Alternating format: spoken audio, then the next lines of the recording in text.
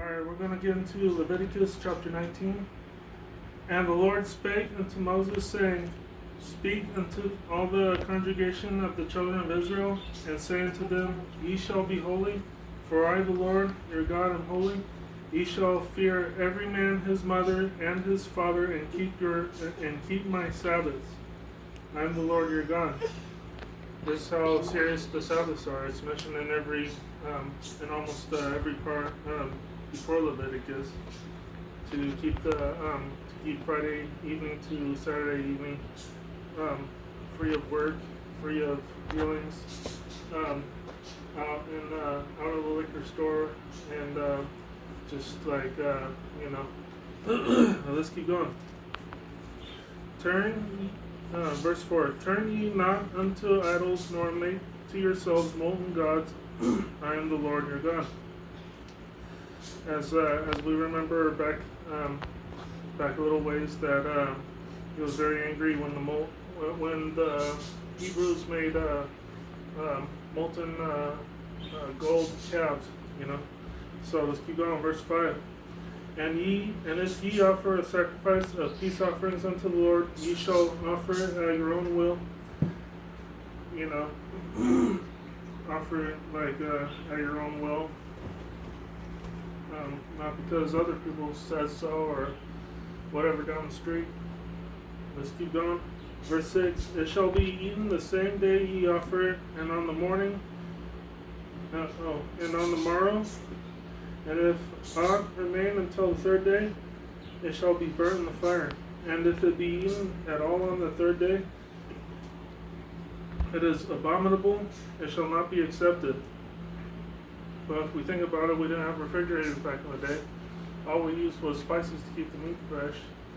And if the meat was cooked, it only took so long before it spoiled. So if you eat like a ham and cheese sandwich on the third day after it's sitting in your car, you're gonna get like really bad diarrhea. You might get like aches in your bones, stuff like that, food poisoning. Let's keep going. Verse 8. Therefore, everyone that eateth it shall bear his iniquity, because he hath profaned the hallowed thing of the Lord, and that soul shall be cut off from among his people. Let me reread this again. Therefore, everyone that eateth it shall bear his iniquity, because he hath profaned the hallowed thing of the Lord, and that soul shall be cut off from among his people. Okay, I read it right. And when ye reap the harvest of your land, thou shalt not wholly reap the corners of thy field, neither shalt thou gather the cleanings of thy harvest. And thou shalt not glean thy vineyard, neither shalt thou gather every grape of thy vineyard. Thou shalt leave them for the poor and stranger. I am the Lord your God. So anybody that's like wandering through any part of the world, wandering through like Egypt, Syria, Lebanon, Israel, Judah, they probably didn't. It's likely they didn't take a sandwich with them, or whatever the case may be back in the day. So they probably gathered food and grapes as hunter-gathering societies. Let's keep going. Verse 11. Ye shall not steal, neither deal falsely, neither lie one to another. That's common sense. But yeah, I can still get into it. No, keep going. Verse 12. It's common sense. Let's keep going. Verse 12. And ye shall not swear by my name falsely, neither shalt thou profane the name of thy God. I am the Lord. Yeah, you shouldn't be like, if there was a God, why was Hitler there? Well, first of all, God put everyone on this earth for a purpose, even the most evil, corrupted people in the society.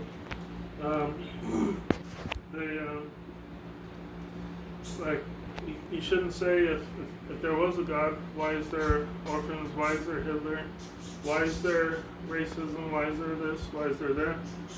Just let God do the work and pray about it. Let's keep going. Verse 13. Thou shalt not defraud thy neighbor, neither rob him.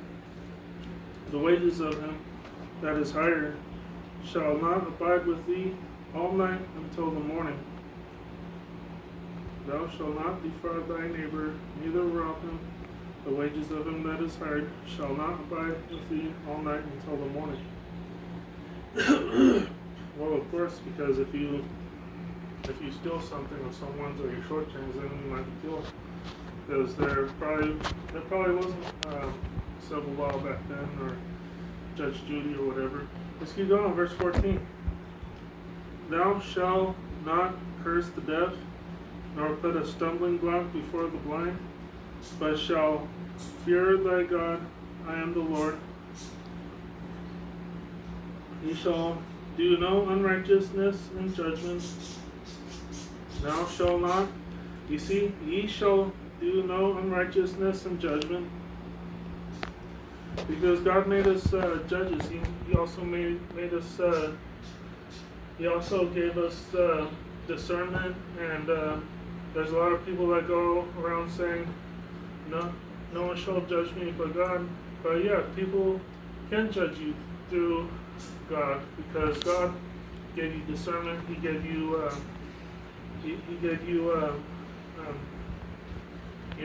the right to judge you based on what you do and if it's godly or not. Okay, let's keep going. Verse 15. Ye shall do no unrighteousness in judgment. Thou shalt not respect the person of the poor, nor honor the person of the mighty, but in righteousness shalt thou judge thy neighbor. You see, in righteousness shalt thou judge thy neighbor. Judging whether he's doing wrong, doing right. Make sure he's not unsafe around kids, whatever. Let's keep going. Verse 16. Thou shalt not go up and down as a talebearer among thy people, neither shalt thou stand against the blood of thy neighbor. I am the Lord. Thou shalt not hate thy brother in thine heart. Thou shalt in any wise rebuke thy neighbor, and not suffer sin upon him. Let me reread this. Thou shalt not hate thy brother in thine heart. Thou shalt any wise rebuke thy neighbor, and not suffer sin upon him. So try to reach out to him and say, hey, can I read you the word of God? Can I help you with anything? Can I pray for you? Can I put my hand on you and pray? Do that, because maybe the sinner needs help from whatever the case may be, whether it's gangbanging, smoking, doing drugs, or whatever. Kneel with him, put your hand on his shoulder, and pray for him. Let's keep going. Verse 18. Thou shalt not avenge nor bear any grudge against the children of thy people, but thou shalt love thy neighbor as thyself. I am the Lord.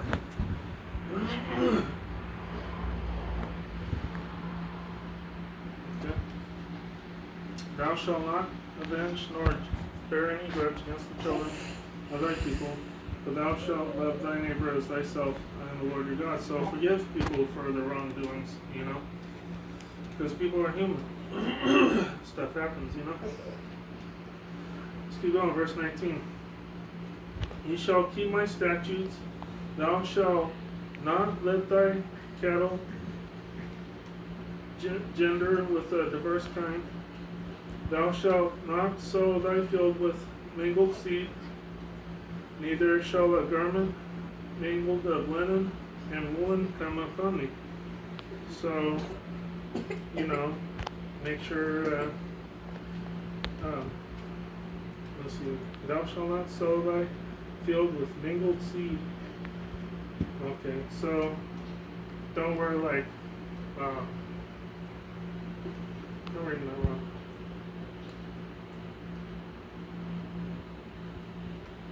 Okay, maybe not. I'll reread verse 19. Ye shall keep my statutes. Thou shalt not let thy cattle gender with a diverse kind. Thou shalt not sow thy field with mingled seed. Don't plant carrots with potatoes in the same line of crops because they're going to die. Neither shall a garment mingled of linen and woolen come upon thee. So don't wear like sheep clothing with like linen or whatever the case may be. A lot of people do that, but it doesn't mean it's right. Let's keep going, verse 20. And whosoever lieth carnally with a woman that is a bondmaid, betrothed to a husband, and not at all redeemed, nor freedom given her, she shall be scourged. They shall not be put to death because she was not free. Let me read this. And whosoever lieth carnally with a woman that is a bondmaid, betrothed to a husband, and not at all redeemed, nor freedom given her, she shall be scourged. They shall not be put to death because she was not free. Because, she was in captivity. Let's keep going, verse 21. And he shall bring his trespass offering unto the Lord, unto the door of the tabernacle of the congregation, even a ram for a trespass offering. And the priest shall make an atonement for him with the ram of the trespass offering before the Lord for his sin which he hath done, and the sin which he hath done shall be forgiven him. And when ye shall come into the land, and shall have planted all manner of trees for food, then ye shall count the fruit thereof as uncircumcised. 3 years shall it be uncircumcised unto you. It shall not be eaten of. So otherwise, if a grapefruit grows on a tree, give it like 3 years, you might have more grapefruits, and the fruit will fall on the ground and create more grapefruit trees. And in 3 years, you might have even bigger, fresher grapefruits. Verse 24. But in the 4th year, all the fruit thereof shall be holy, to praise the Lord withal. Okay, it's actually the 4th year. Verse 25, and in the 5th year shall ye eat of the fruit thereof, that it may yield unto you the increase thereof. I am the Lord your God. So the longer you wait, the better the fruit is. Let's keep going, verse 26. Ye shall not eat anything with the blood, neither shall ye use enchantment, nor observe times. I don't know what everything else is saying, but don't eat a steak that's bloody, and still running on the plate, because that's bad. Forgot to mention, don't eat the veins either, because it's not just pork and shellfish that you can't eat. It's also the steak that still has the veins in it and the blood running out of it. Let's keep going, verse 27. Ye shall not round the corners of your heads, neither shalt thou mar the corners of thy beard. Ye shall not make any cuttings in your flesh for the dead, nor print any marks upon you. I am the Lord. Yeah, so don't put any tattoos on yourself, because it says right here, ye shall not make any cuttings in your flesh. Slashing yourself in the classroom because it's so boring. Or, nor print any marks upon you. Get a tattoo. I am the Lord. Let's keep going, verse 29. Do not prostitute thy daughter to cause her to be a whore, lest the land fall to whoredom, and the land become full of wickedness. Do not prostitute anybody, period. That's common sense. Verse 30. Ye shall keep my Sabbaths and reverence my sanctuary. I am the Lord. So keep Friday sunset to Saturday sunset holy. Don't work on that day, and don't work during that evening, and don't go and buy stuff in the store. Verse 31. Regard not them that have familiar spirits, neither seek after wizards to be defiled by them. I am the Lord your God. So, don't be unequally yoked, as it will say later on in the Bible. Let's keep going. Verse 32. Thou shalt rise up before the hoary head, and honor the face of the old man, and fear thy God. I am the Lord. And if a stranger sojourn with thee in your land, ye shall not vex him. What does that mean? And if a stranger sojourn with thee in your land, ye shall not vex him. Huh? Get rid of him. You shall not get rid of him? Kill him. You shall not kill him. Okay. Yeah. So, verse 33. And if a stranger sojourn with thee in your land, ye shall not kill him. Or do wrong. You see? A stranger in your land. They're obviously talking about the Hebrew land, where a stranger comes into the Hebrew land, you shall not do any wrong or kill him. And that's it kind of contradicts to what the USA today is, because there's obviously a lot of racism and people are doing people wrong and killing people all the time. That is why racism is wrong. Let's keep going. Verse 34. But the stranger that dwelleth with you shall be unto you as one born among you. And thou shalt love him as thyself, for ye were strangers in the land of Egypt. I am the Lord your God. Let me reread this. But the stranger that dwelleth with you shall be unto you as one born among you. And thou shalt love them as thyself, for ye were strangers in the land of Egypt. I am the Lord your God. Ye shall do no unrighteousness in judgment, and meet your in weight or in measure. Just balances, just weights, just ephah, and just hin shall ye have. I am the Lord your God, which brought you out of the land of Egypt. Therefore shall ye observe all my statutes and all my judgments, and do them. I am the Lord. All statutes and all judgments. There is more than 10 commandments. There is tons and tons and tons more commandments that you have to follow. Let's see. Okay, verse 34 was kind of weird. 34? Yeah, 33 and 34 was kind of weird, but... And if a stranger sojourn with thee in your land, you shall not vex him. But the stranger that dwelleth with you shall be unto you as one born among you. So the stranger obviously came from a different land, right? And being born among you, so you got to treat him like your neighbor or somebody that was born in your same land. Because let's say Mexico, right? So let's say Mexico. Everybody there speaks Spanish. They all grew up a certain way. And then here I come, right? Into their land, right? And what it's pretty much saying is not to treat them any different, but treat them the way as if I was one of them. Like as if I was born in their land. Treat them, with respect, with, you know what I mean? Courteousness and all that good stuff. Don't treat them like they're an outsider. Treat them like they're one of you, if you will. For you were strangers in the land of Egypt. He said, because I have brought you out of Egypt, remember? Remember he brought Israel out of Egypt.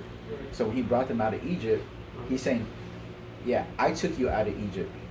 I took care of you while you were there. So here I am. Now, the same thing. You're also a stranger. You know what I'm saying? So you should know how it feels. To be that stranger in the land. So this is why he's saying, don't do to what was done to you to other people that come into your land. Right? Thanks, man. Thank you for chiming in, and have a good night.